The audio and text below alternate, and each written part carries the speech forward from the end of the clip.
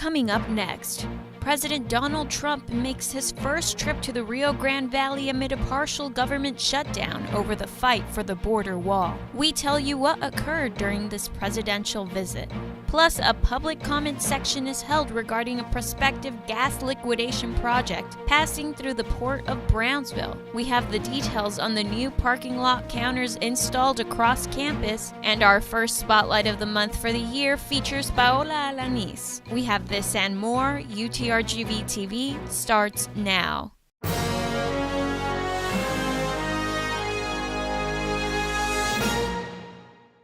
Thank you for joining us on this first UTRGV-TV edition of the year. I'm Juliana Quiroz.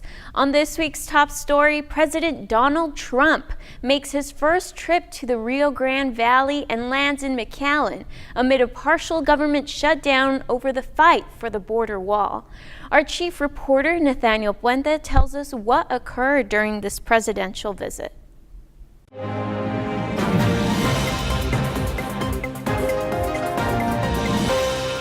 President Donald J. Trump visited McAllen this week to discuss what he is calling the border crisis issue. Following the president were Texas representatives, supporters, and protesters. For the first time since 2006, a sitting president visited the Rio Grande Valley. President Donald Trump landed in McAllen on Thursday to travel to the border. Accompanying the president were several Texas politicians such as Senators Ted Cruz and John Cornyn, Lieutenant Governor Dan Patrick, and various local leaders. Also in the area were supporters and protesters who lined 10th Street hoping to make their voice heard. I would like to make it known to Donald Trump that if he wants to help the people of this community, the people of McAllen, Texas, the people of the Valley, that he should push for better programs for the American worker here. The house I'm in, there's bars on it for a reason. It's like people will come in, they'll steal their stuff, they'll steal a bike that's outside in the yard, right? So we put up a fence. And that stopped it. So when you take that little picture and expand it, you don't want people to come over here and try to steal. The demonstrators were mostly peaceful, but at times altercations erupted. He killed a veteran for an old beat-up station wagon. Are you kidding me? And yet these people are running from crime? No, these people are running from the law. Local politicians also gave their opinions on what the president should take away from his visit. So I'm hoping that even though, yes, the president is here because of border security and national issues, our local area is safe and it's a great place to live. Both supporters and protesters are hoping for different outcomes from President Trump's visit to the Valley. The whole nation awaits his final word on the border crisis. Reporting from McAllen for UTRGV-TV, I'm Nathaniel Puente. A public comment section is held regarding a prospective gas liquidation project passing through the port of Brownsville. Our reporter Rocio Villalobos has the story. Dozens of residents, both locally and from out of state, come out to the Port Isabel Event and Cultural Center to voice their input on the Federal Energy Regulatory Commission's proposed LNG Brownsville ANOVA project. The meeting provided the community with an opportunity to share their comments with representatives from the FERC regarding the potential effects on the economy and environment that the liquefied natural gas pipeline construction would produce. We are very excited to see the public out here voicing their concerns. We are very excited to make sure that we address all of those concerns, and we're moving forward and coordinating very closely and diligently with the Federal Resource Commission and all of the regulatory agencies. In December 2018, ANOVA LNG submitted a draft of an environmental impact statement detailing how the terminal aims to mitigate the impact on wetlands and natural habitats. Guerrero says ANOVA LNG is hoping to begin construction in 2020. The construction would include a pipeline meter station, liquefaction facilities, and 2 LNG storage tanks, as well as other facilities. Their website also outlines the economic advantage the project would bring to Brownsville. However, environmentalists are unenthused with the idea. It's really a shame that with all the degraded land that is just west of the site where they want to build it, the Port Authority is choosing to give a lease on the last remaining loma right on the channel. Sanchez Navarro says he has reviewed the environmental impact statement, but doesn't believe the plan provides an accurate understanding of ecosystems and its species. Where's the future of LNG? How many years down the line is this thing going to last? It'll have impact, especially on the environment and the people, for generations. but the economics of the LNG in maybe 15 years will be gone. Once the environmental review process is complete, after several public input opportunities, the fate of the project will be decided. For more information, visit AnovaLNG.com. Reporting in Port Isabel for UTRGV-TV, Ambrosio Villalobos. In other news, parking struggles may cease with the help of new parking lot counters installed across campus. Our station manager, Ileana Luna, has the details on this new service provided by Parking and Transportation. The countless parking struggles students face on a daily basis while attending UTRGV may be alleviated with temporary parking lot counters. What I mean about the pilot program is that it's at no cost to us right now, no cost to the university. We are working with a third-party vendor that supplied these signs for us in this system and for us to try it out. And if we see that it meets what we are looking for, we will possibly implement this as a more permanent system. As for choosing where the testing will take place, Lot E9 was chosen. Lot E9 was selected because it's one of our biggest parking lots, and it's only a test. It's a pilot program that we're doing, so we were only given that one option. With the new pilot program in place, UTRGV's Parking and Transportation Services will be testing the new parking lot counters, specifically in Lot E9, for 45 days. Day 1 of testing began the first day of the spring semester, and here's what junior Matthew Gonzalez hopes from the new pilot study. Coming from Sherryland or Mission area, and coming from La Jolla or Rio Grande, which there's a lot of people that actually do come from far lengths, they have to face large traffic areas and backed up traffic for hours. So, I believe it's going to be pretty helpful. I'm hopeful that it's going to be helpful. The counters are located at every entrance and exit of Lot E9. The number you see displayed is the number of parking spaces available in that lot. Reporting for UTRGV-TV in Edinburgh, Ileana Luna. And here's some of the police reports that occurred over the winter break. On January 3rd, a male faculty member reported that his personal vehicle was burglarized at his residence off campus in Harlingen. An item taken in the burglary was a university laptop computer. At this time, it is unknown if the computer contained sensitive information. A report was filed with the Harlingen Police Department for the offense.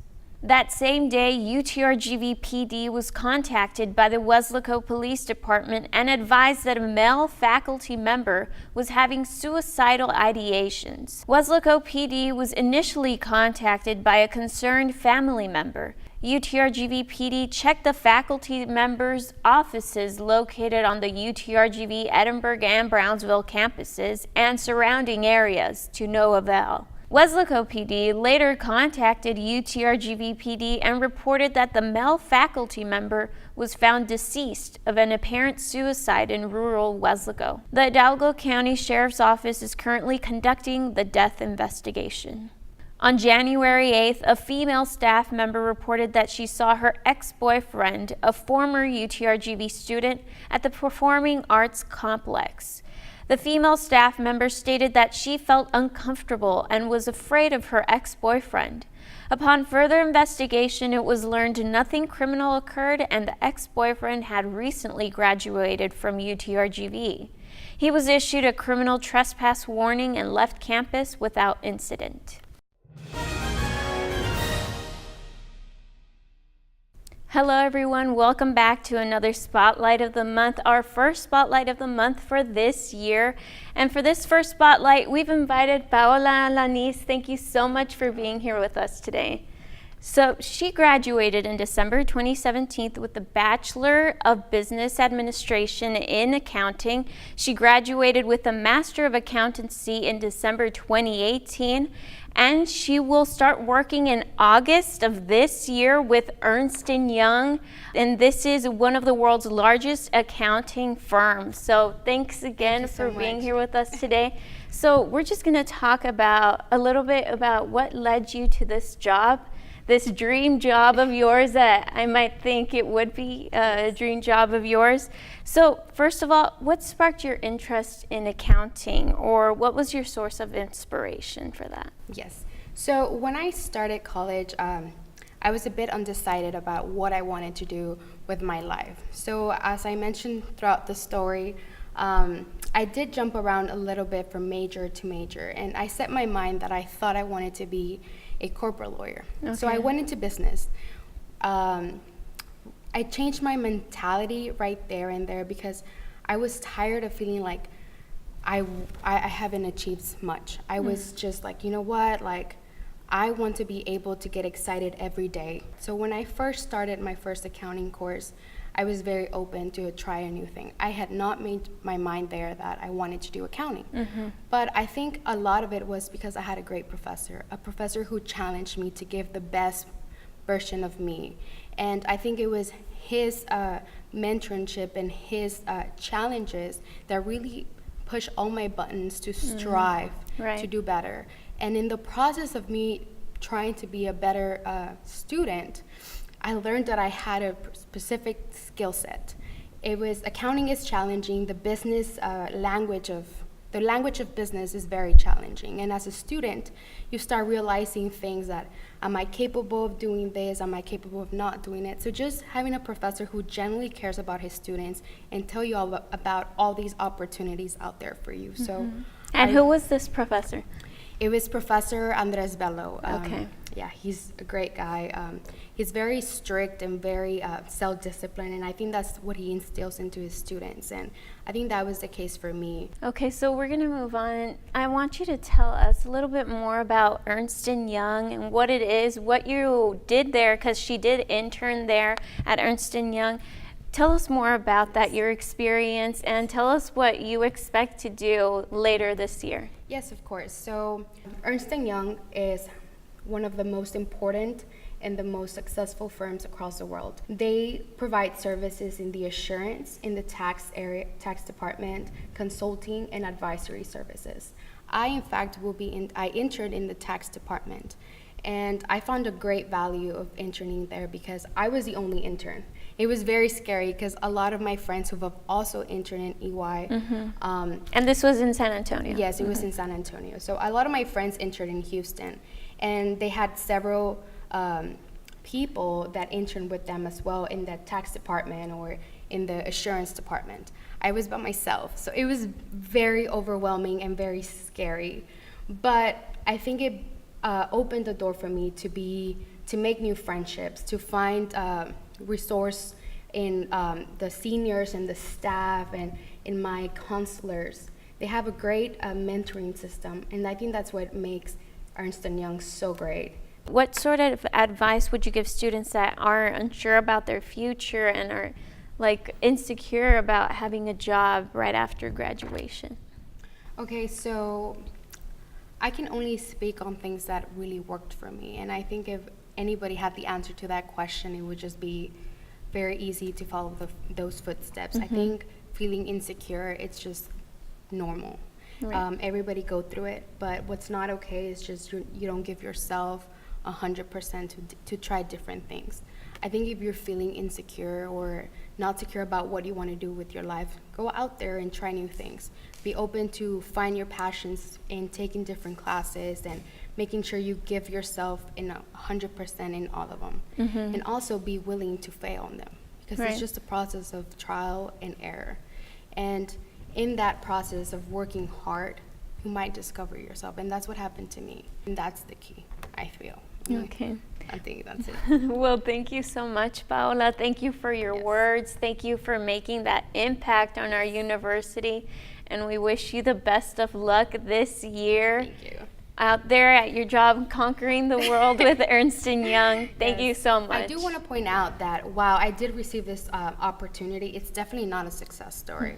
I mean, I think when you work hard, you get great opportunities, and it's just it's a new stage in my life where I need to redo it all over again. And I think being able to work so hard and show my work ethic, that's it, because school can only get you so far. Right.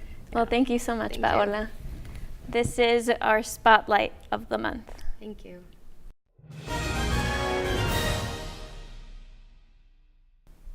That's all we have for you today. But remember, if you have a story you would like for us to know about, or know someone who's making a big or small impact on campus or in the community, you can contact us through our social media or email us at utrgvtv@gmail.com. We have community and UTRGV news for you every week. See you next time.